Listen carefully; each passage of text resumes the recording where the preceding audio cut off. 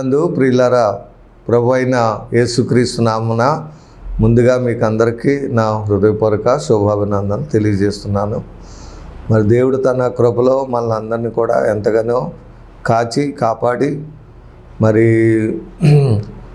ఈ రక్షణ దుర్గం అనే టీవీ కార్యక్రమం ద్వారా మరలా దేవుని యొక్క వాక్యాన్ని పంచుకునే గొప్ప ధన్యతను భాగ్యాన్ని ప్రభు ఇచ్చిన దాన్ని బట్టి మరి ప్రభువుని ఎంతగానో స్తుతిస్తున్నాను.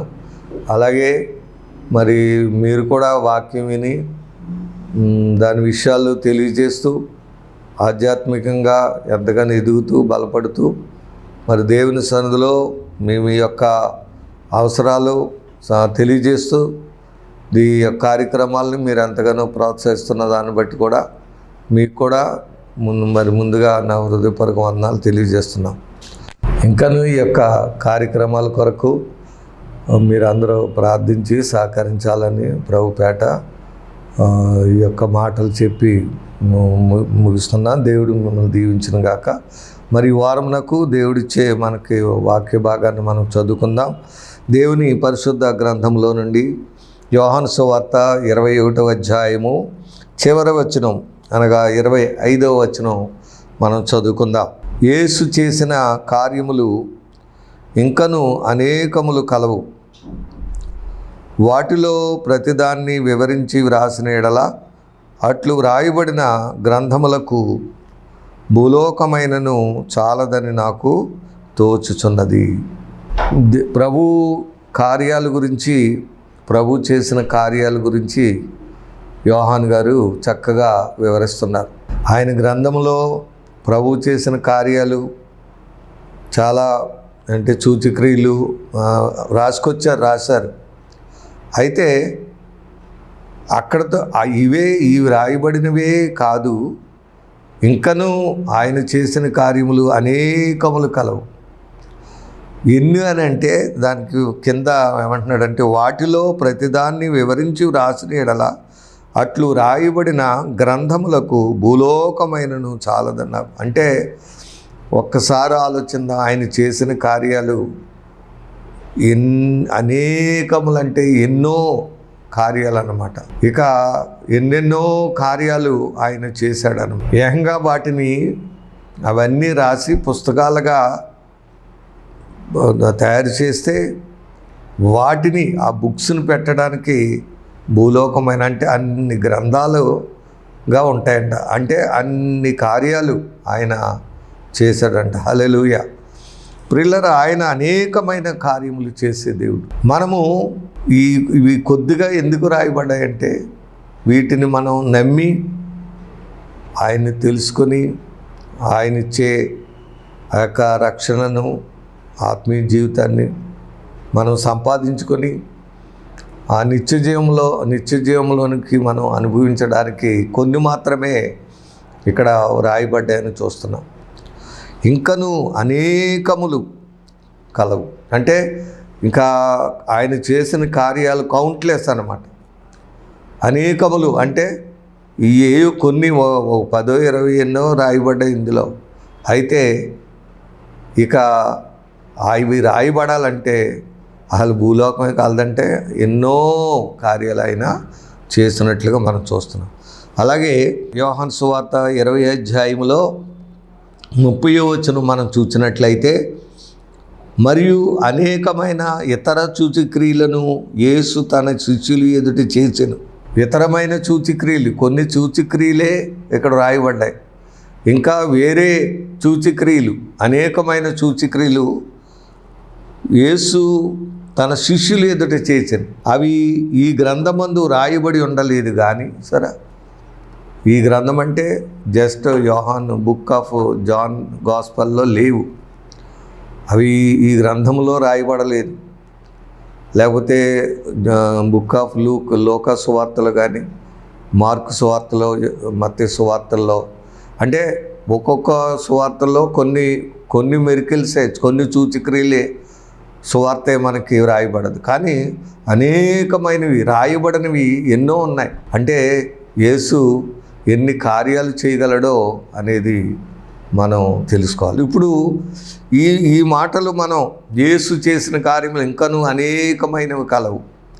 లేక శిష్యులు ఎదుట యేసు ప్రభు ఇంకా అనేకమైన సూచక్రియలు చేశాడు, కానీ ఇవి ఈ గ్రంథంలో వ్రాయబడి ఉండలేదనే మాటలు మనకు ఎందుకు రాయబడ్డాయంటే, మనము ఆయన్ని యొక్క కార్యాలు ఎన్ని కార్యాలైనా చేయగలడని మనం నమ్మి ఆయన ద్వారా మనం అనేక కార్యములను చూచేవారంగా, అలాంటి విశ్వాసులంగా మనము తయారవి మరి ఆయన చేసే సూచక్రియలు అద్భుత కార్యాలు మనం కూడా చూచి ఆయనకు సాక్షులుగా, మరి దేవునిచ్చే రక్షణ పొందుకుని ఆత్మీయ జీవితం కలిగి ఆయన సాక్షులుగా ఈ లోకంలో జీవించాలని ఉద్దేశంతోనే ఇవి రాయబడ్డాయని మనం తెలుసుకోవాలి. అవి మనం తెలుసుకొని మనం కూడా అనేక కార్యాలు చూసేవారుగా ప్రభు కొరకు ఆయత్తపడేవారుగా ఉండాలని ఈ వర్తమానం ద్వారా మనం తెలుసుకున్నాం. అయితే ఎందుకు ఇవి కొద్దిగా అయినా ఇవి రాయబడ్డాయంటే, యేసు దేవుని కుమారుడైన క్రీస్తుని మీరు నమ్మునట్లు సరే విశ్వసించడం కొరకు. బిళ్ళరా, మనము యేసును గురించి వింటున్నాం, ఆయన చేసిన కార్యాల గురించి వింటున్నాం, కానీ మనం ఆయనను నమ్మి మనము కూడా ఆయనందు విశ్వసించి ఆయన చేసే కార్యాలు చూచేవారంగా మనం తయారవుతున్నామా? మనం ఆయన కార్యాలు చూడాలని ఆశ కలిగి ప్రార్థిస్తున్నామా? ప్రభువా, నా ఎడల ఏదో ఒక కార్యము, లేకపోతే నీకున్న ఇబ్బందుల ఎడల, నీకున్న సమస్యల ఎడల ఏ విషయంలో అయినా సరే ప్రభు కార్యం చేయగలడని నమ్మితే, కాబట్టి మనకు వచ్చే ప్రతి సమస్య విషయంలో మనము ఈ వచనాలు నమ్మి యేసు చేసిన కార్యములు ఇంకా అనేకములు కలవంటే, అయితే మన జీవితంలో కూడా ఆయన కార్యాలు చేస్తాడని మనం విశ్వసించి, ఇక్కడ రాయబడిన యేసు దేవుని కుమారుడని క్రీస్తుని నమ్మునట్లు నమ్మి ఆయన నామమందు జీవం పొందినట్లు ఇవి రాయబడ్డాయి. హల్లెలూయా. ఆయన నామము ద్వారా జీవం మనం పొందేటట్లు రాయబడ్డాయి. మనం జీవం పొందుకోవాలి, మనం బ్రతకాలి, మనం బాగుపడాలి, మనం ఆశీర్వదించబడాలి. అందుకొరకే ఇవన్నీ రాయబడ్డాయి. కొద్దిగా రాయబడిన అవి మనం తెలుసుకోవాలి. ఇంకా రాయబడినవి అనేకమై ఉన్నాయి. కాబట్టి మన జీవితంలో మనం తెలుసుకుని ముందుకు విశ్వసించి ముందుకెళ్ళేలాగా ఉండాలి. సో ఈ యోహాను సువార్తలోనే ఆయన సూచక్రియలు, నిజంగా సూచక్రియలు అనే మాట, సూచక్రియ అనే మాట మరి యోహాను సువార్త 2వ అధ్యాయం 11వ వచనం అనుకుంటాను, దయతో 3వ అధ్యాయం 11వ వచనంలో మనం చూస్తున్నాం. గలిలయలోని కానాలో యేసు ఈ మొదటి సూచక్రియను చేసి తన మహిమను బయలుపరిచెను. అందువలన ఆయన శిష్యులు ఆయన యందు విశ్వాసముంచిరి. హల్లెలూయా. సరే, సూచక్రియలు చేయటం ద్వారా, మహత్కార్యములు చేయటం ద్వారా దేవుడు తన మహిమను ప్రజలకి కనపరుస్తున్నాడు. వెళ్ళారా, మనము దేవుని మహిమను చూడకుండా, దేవుని కార్యాలు చూడకుండా ఎలాగ మనం విశ్వసిస్తాం? ఆయన దేవుడని, నిజమైన దేవుడని, శక్తిగల దేవుడని, మనకు ఉన్నటువంటి సమస్యల్లో ఆయన అద్భుతములు చేయగలడని, అవి కార్యాలు చూడకపోతే మనం ఎలాగ విశ్వసిస్తాం? అలా విశ్వసించకపోతే మనం ఆయన ద్వారా మనం మేలు పొందుకోగలం?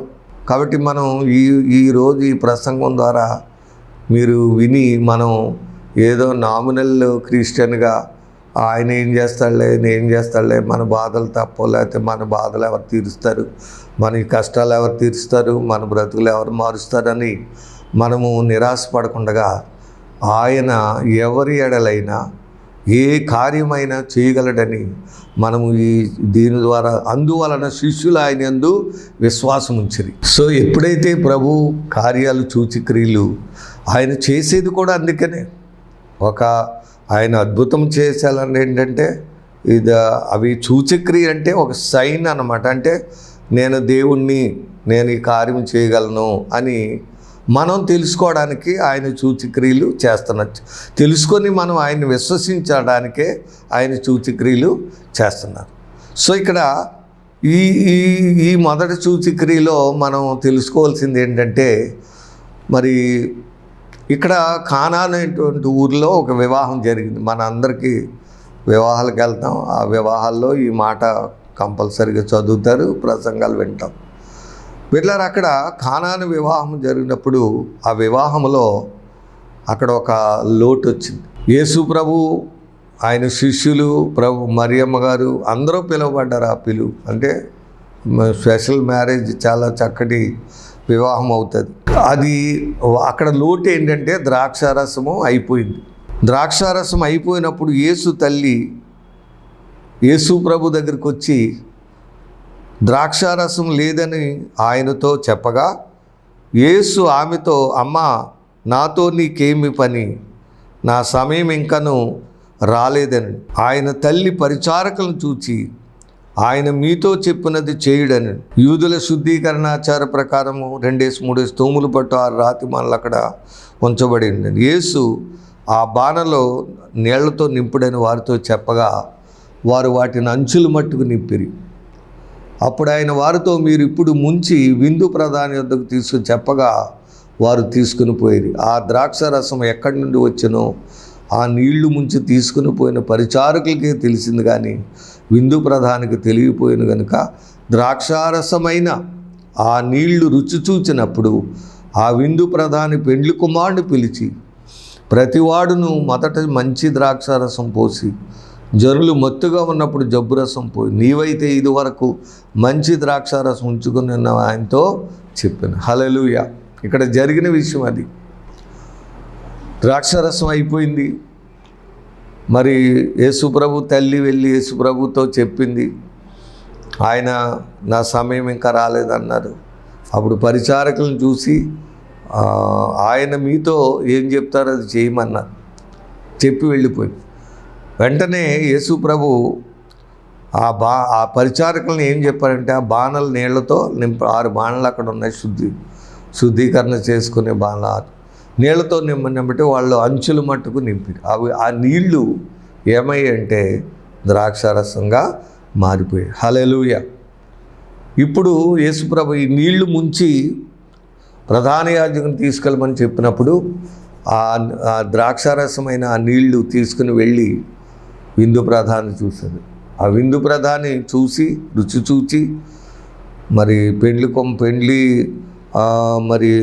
కుమారుని పిలిచి, ప్రతివాడు మొదట మంచి ద్రాక్షారసం పోసి జనులు మత్తుగా ఉన్నప్పుడు జబ్బు రసం పోతారు, నువ్వైతే ఇదివరకు మంచి ద్రాక్షారసం పోసావు, దాచుకొని ఉంచుకున్నామని అడుగుతారు. అంటే ప్రభు చేసినటువంటి ఆ ద్రాక్షారసం అంత మధురంగా ఉంది, అంత మంచిదిగా ఉందన్నమాట. సరే అండి. హల్లెలూయా. ఇక్కడ మనం తెలుసుకోవాల్సిందంటే మనకి మన వివాహాల విషయంలోనవ్వండి, కుటుంబ అవసరాల విషయంలోనవ్వండి, మన అనారోగ్య పరిస్థితులు అవనవ్వండి, లేక మనకున్న ప్రతి లోటు, ప్రతి కొరత, ప్రతి సమస్య ప్రభు దగ్గర మనం పెట్టుకుంటే ప్రభు ఖచ్చితంగా ఆ లోట్లను తీర్చగలడని ఈ సూచక్రియ ద్వారా మనం తెలుసుకోవాలి. హల్లెలూయా. ఆయన మానవునికున్న ప్రతి అవసరత, మనం ఎదుర్కొనే ప్రతి ఇబ్బంది, అది కుటుంబ సంబంధం అవనవ్వండి, మరి విగ్రహంలో వివాహంలో జరిగే ఏ లోటు అవనివ్వండి, మనకు చేసే కార్యక్రమాల్లో ఎటువంటి కొరత అవనివ్వండి, ఇంట్లో ఏ లోటు అవనివ్వండి, ఎటువంటి ఇబ్బంది ఉన్నప్పటికీ, అది ఆర్థికపరమైనవండి, లేక శరీర వ్యాధులు, బలహీనతలు, ఏ సమస్య వచ్చినా సరే ఆయన్ని మనం విశ్వసిస్తే దాని పట్ల ఆయన ఒక గొప్ప కార్యము చేయగలడు, గొప్ప సూచన చేయగలడు అని మనం ఈ మాటల ద్వారా మనం తెలుసుకోవాలి. హల్లెలూయా. ఆయనకు అసాధ్యమైంది ఏది లేదు. ప్రభు ఏలాంటి కార్యమునైనా చేయగలడు. నీళ్లను ద్రాక్షారసముగా మార్చగలిగిన దేవుడిగా మనం చూస్తాం. సరే, ఎంత అద్భుతం. సో మనం ప్రభుని యేసు చేసిన కార్యాలు కేవలం ఒకటి మాత్రమే. కానాను ఏదో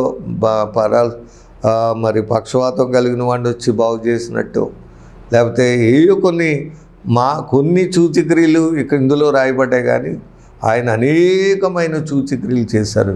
అవి ఈ గ్రంథంలో రాయబడలేదు, కానీ ఆ గ్రంథాల కింద రాస్తేనంట అవి మరి నిజంగా ఆ భూలోకమే చాలదంట పుస్తకం. అంటే ఎన్ని కార్యాలు చేయగలడో అనేది మనం ఈ మాటలను బట్టి ఆలోచించాలి. ఇక్కడ ఏ విధమైన అవసరత తీర్చాడో చూడండి. వారికి ఉన్న లోటు, ఆ కొరత ఎవరు తీర్చు అప్పటికప్పుడు ఎలాగ తయారు చేయగలరు? ద్రాక్షారసం ఎలాగవుతుంది? ఏ విధంగా ఆ లోటు తీరుతుంది? కానీ ఆయన ఒక సూచిక్రియ చేయటం వల్ల ఆ లోటు తీరినట్లుగా మనం చూస్తున్నాం. అలాగే ప్రతి మన కుటుంబ విధానంలో అది మనకున్న ప్రతి సమస్య విషయంలో అండ్ ఆర్థికపరమైన కుటుంబపరమైన ఇబ్బందులు ఏది ఉన్నా సరే ప్రభు తీర్చగలడు, సహాయం చేయగలడు అనేటువంటి గొప్ప సత్యాన్ని మనం నేర్చుకునే వారంగా ఉందాం. హల్లెలూయా. బిడ్డలారా, ఇక్కడ ఇది కేవలం ఒకటి మాత్రమే ఇక్కడ మనం చదువుకున్నాం. ఇంకా అనేకమైనవి చేశారు. ఇప్పుడు ఏం చేశారు, ఎక్కడ చేశారు, అది కాదు మనం తెలుసుకోవాల్సింది. ఇప్పుడు మన జీవితంలో మనం విశ్వసించవలసింది ఏంటంటే, ఈ కార్యాలు ఇన్ని చేసిన దేవుడు నా పట్ల లేకపోతే నీ పట్ల నీకున్న లోటు, నీకున్న అవసరంతో అది ఎలాంటిదైనప్పటికీ తీర్చగలడని నమ్మి మనం కూడా ఆయన ఎడలో కార్యాలు చూచి మనం కూడా సాక్షులుగా ఉండాలని ఈ సందేశం నేను మీకు తెలియజేస్తున్నాను. పిల్లరా, మనము కార్యములు చూచేవారంగా ఉండాలి. ఆయన అద్భుతములు చూచే పిల్లలంగా ఉండాలి. అద్భుతములను ఆశించి మరి ఆయన మాట ఇక్కడ ఏమన్నది, ఆయన మీతో చెప్పునది చేయుడి. ఆయన మాట వినేవారంగా ఉండాలి. ఆయన మాట వింటే అద్భుతాలు జరుగుతాయి. ఆయన చెప్పినట్లుగా చేసేవారంగా మనం ఉండాలి. వాళ్ళు బాణలు నీళ్లతో నింపుడని వారితో చెప్పారంతే. వాళ్ళు నిజంగా మరి వాటిని అంచులు మట్టుకు నింపారంటే ఏదైనా దేవుడు చెప్పినప్పుడు అది పూర్తిగా నెరవేర్చాలి. విశ్వాసంతో చేయాలి ఆ పని. అప్పుడు దేవుడు అద్భుతం చేస్తాడు అక్కడ. అలాగే మీరు మరి లోకా సువార్తలో రాయబడి ఉంటుంది, అలాగే యోహాను సువార్తలో రాయబడి ఉంటుంది. శిష్యులు తెల్లవార్లు కూడా, పేతురు యోహాన్లు వారు తెల్లవార్లు కూడా ప్రయాసపడ్డారు, కానీ ఒక్క చేప కూడా వాళ్ళకి దొరకలేదు. అది ఈ యోహాను సువార్త 19వ అధ్యాయంలో 21వ అధ్యాయంలోనే మనం చూడగలం. 3వ వచనం 21:3, నేను చేపల పట్టబోదునని వారితో అడగా సిమోను పేతురు నేను చేపల పట్టబోదునని వారితో అనగా వారు మేమును మీతో కూడా వచ్చేదమన్నాడు. వారు వెళ్ళి ధోని ఎక్కిరి, కానీ ఆ రాత్రి ఏమీ పట్టలేదు, ఏమీ కూడా దొరకలేదు. తెల్లవార్లు ప్రయాసపడ్డారు. ఎక్కడ రాయబడి ఉంటుంది? లోకాసు వార్తలో కూడా ఈ తెల్లవార్లు ప్రయాసపడ్డాం కానీ ఒక్క చేప కూడా దొరకలేదని అది కూడా మనం చదువుకుందాం. చూడండి, లోకాసు వార్త 5:5 వచనం, సీమోను ఏలినవాడా, రాత్రి అంతా మేము ప్రయాసపడుతాము కానీ మాకేమీ దొరకలేదు. అయినను నీ మాట చొప్పున వలలు వేయమని ఆయనతో చెప్పగా. సరే, ఏమని చెప్పారు? 4వ వచనంలో, ఆయన బోధించుట చాలించిన తరువాత నీవు దోణెను లోతునకు నడిపించి చేపలు పట్టుటకు మీ వలలు వేయడని సీమోనుతో చెప్పగా. సరే, ప్రభు మాట, ఆయన మాట్లాడే దేవుడు. ఆయన మాటలు మనం విని ఆ మాట ప్రకారంగా మనం చేసే ఖచ్చితంగా ప్రతి లోటు, ప్రతి అవసరత, అది ఏ కొరతైనా ఏమి లేని స్థితి అయినా సరే సమృద్ధిగా దొరికి గొప్ప ఆశీర్వాదం పొందుకున్నాం. హల్లెలూయా. కాబట్టి ఇక్కడ మీ దోణిని లోతుకు నడిపించి దోణి కుడి పక్కన వలలు వేయండి అని చెప్పినప్పుడు వారు అలాగు చేసి, చూడండి, వారు అలాగు చేసి విస్తారమైన చేపలు పట్టిరి. అందుచేత వారు వలలు పిగిలిపోచుండగా. సరే, 9వ వచనంలో, ఏలయనగా వారు పట్టిన చేపల రాశికి అతనితో కొన్న వారందరూ విస్మయం పొందిరి. ఎన్ని చేపలు పడ్డాయంటే 2 దోణులు నింపారు. మరి ఆ 2 దోణులు పట్టుకొచ్చి ఒడ్డు మీద వాటిని రాశికి వేస్తే పెద్ద రాశి అయిందండి, చేపల రాశి. సరే, ఒక్క చేప కూడా లేదు. ఇది ప్రభు చెప్పకముందు, ప్రభు మాట్లాడకముందు ఒక్క చేప కూడా దోణిలో లేదు. వలల్లో చేపలు లేవు, దోణిలో చేపలు లేవు.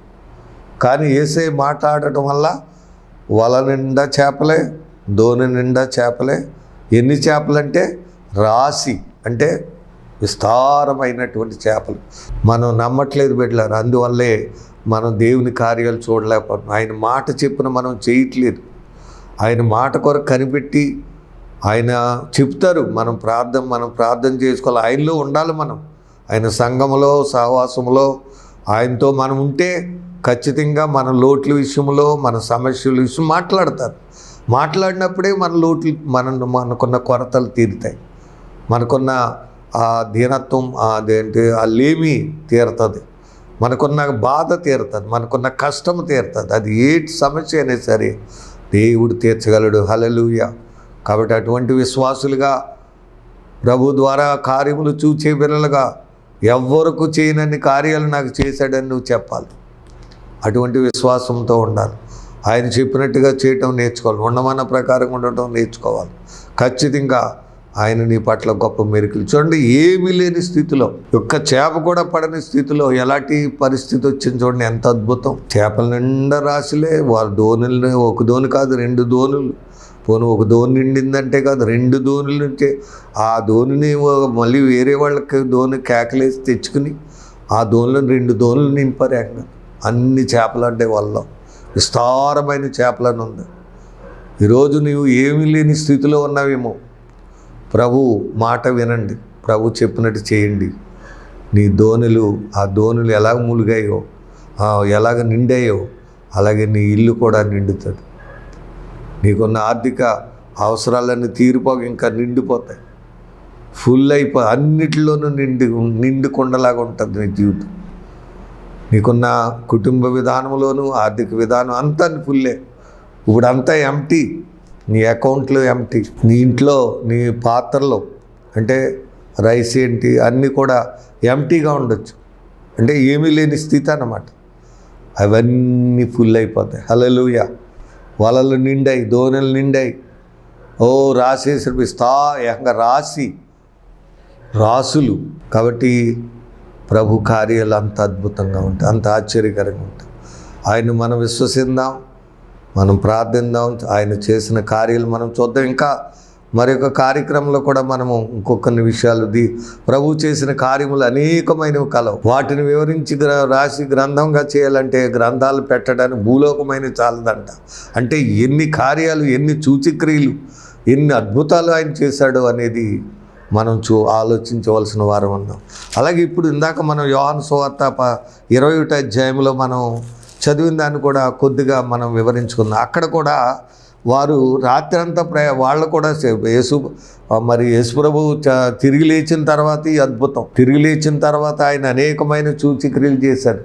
40 రోజులు ఆయన ఈ భూమి మీద ఉన్నారు. ఆయన ఉండి అనేక రుజువులు చేశాడు. ఆయన అనేక సూచనలు చేశాడు. అది అపొస్తలుల కార్యం 1వ అధ్యాయము 3వ వచనంలో ఉంటుంది. ఆయన శ్రమపడిన తరువాత 40 దినముల వరకు వారికి అగపడుచు దేవుని రాజ్య విషయములను బోధించుచు, దేవుని రాజ్యమును గురించి పరలోకం గురించి బోధించుచు అనేక ప్రమాణములను చూపి వారికి తాను సజీవునిగా కనపరుచుకొని. సరే, అనేక ప్రమాణములను.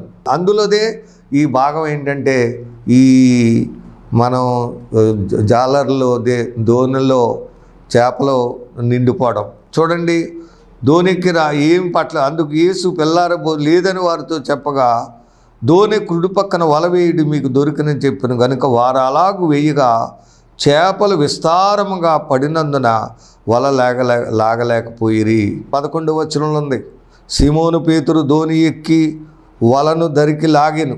అది 153 గొప్ప చేపలతో నిండియుండెను. చేపలంతా విస్తారముగా పడినను వల పిగలలేదు. గొప్ప చేపలతో నిండి. సరే, విస్తారం 150 పెద్ద పెద్ద చేపలు, చిన్న చేపలు కాదు. ఇదొక రుజువు ఆయన దేవుని కుమారుడని మనం విశ్వసించాలని, విశ్వసిస్తే మన పట్ల కూడా సూచనలు చేస్తాడని, అద్భుతములు చేయగలడని.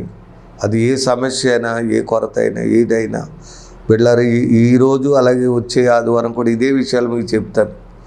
ఎన్నో మహత్కార్యాలు, ఎన్నో కార్యాలు చేయగలడు. విశ్వసించండి, ప్రార్థించండి. ఏదో బాధపడటం కాదు, లేకపోతే దిగులు పడి ఉండటం కాదు, నాకెవరు చేస్తారా అనుకోవడం కాదు. యేసును నమ్మండి. ఆయన గొప్ప కార్యములు, సూచక్రియలు, ఎన్నో ప్రమాణములు.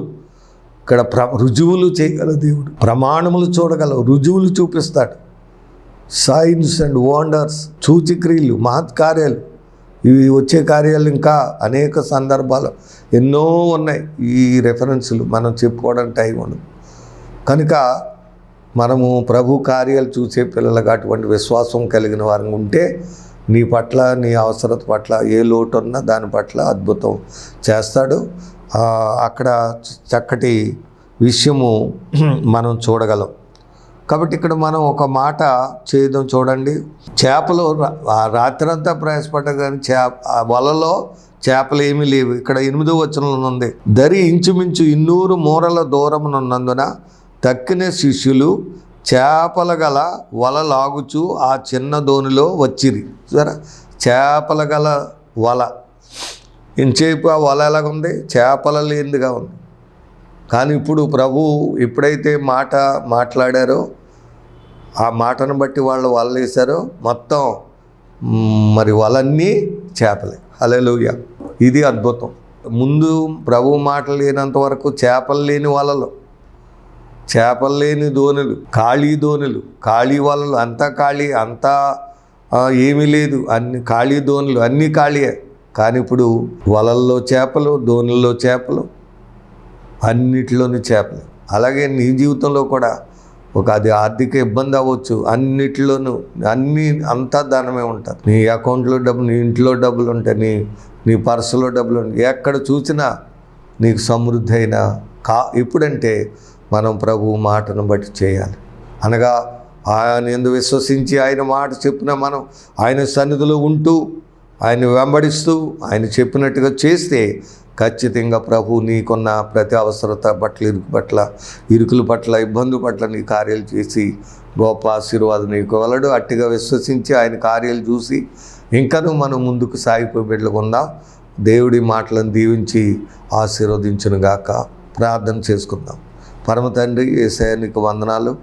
ఇదిగో యోహాను భక్తుడు రాసిన మాటను బట్టి ఈరోజు మాతో మాట్లాడారు. కాబట్టి బిడ్డలకు కొన్ని విషయాలు ఇదిగో చెప్పాం. నువ్వు ప్రతి అవసరం పట్ల, లోట్ల పట్ల ఈ కార్యాలు చేసే దేవుడు విన్నావని చెప్పినాం. కాబట్టి విశ్వసించి అలా వారు ప్రార్థించి నీ ద్వారా వారికి ఉన్న లోట్లు, కొరతలన్నీ కూడా తీర్చబడి సమృద్ధి అయినటువంటి దీవెనలు, సమృద్ధి అయిన ఆశీర్వాదాలు నీలో ఉన్నాయి తండ్రి. అవి పొందుకోవడానికి సాయం చేయండి. నీ మాటను బట్టి నువ్వు ఎక్కడ ఉండమంటే అక్కడ, ఏం చేయమంటే అక్కడ, ఏది ఎలా చేయమంటే అలాగా. ఆ నీళ్లు ఆ బాణాలతో నింపమంటే నింపారు, ద్రాక్షారసం అయిపోయింది.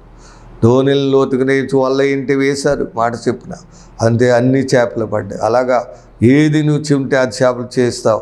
అలాగ అద్భుతాలు జరుగుతాయి. అలా చేసి నీ ద్వారా గొప్ప మేలు దీవులు పొందుకోవడం సాయం చేయండి. వెన్నవాక్యం అందరి హృదయాల్లో పడి అది నూరంతలుగా ఫలించడానికి సహాయం చేయమని దీవించి ఆశీర్వాదం పెంచండి. అలాగే ఈ సమయంలో ఎవరైతే లోట్లు, కొరతలు, కొదువులు, ఇబ్బందులు, ఆ శరీర అనారోగ్యాలతో, వ్యాధులతో, మన వైద్యం లేక ఇబ్బందులు పడుతున్నారు వారందరినీ మీరు ముట్టి వారి పట్ల గొప్ప కార్యాలు చేసి స్వస్థత లేని బిడ్డలకు స్వస్థతలు ఇవ్వండి. ఆర్థిక ఇబ్బందుల్లో ఉన్న బిడ్డలకు ఇబ్బందులు చేసి ప్రతి అవసరత మీరే తీర్చి మీ నామానికి మహిమ తెచ్చుకోమని, గొప్ప కార్యాలు చేసి మీరే మహిమ పొందమని, ప్రార్థనకు ప్రతిఫలం దయచేయమని మా ప్రభువును ప్రియరక్షకుడైన యేసు నామమున అడిగి వేడుకొనుచున్నాము తండ్రి. ఆమేన్. God bless you. దేవుడు మేము దీవించును గాక. Thank you.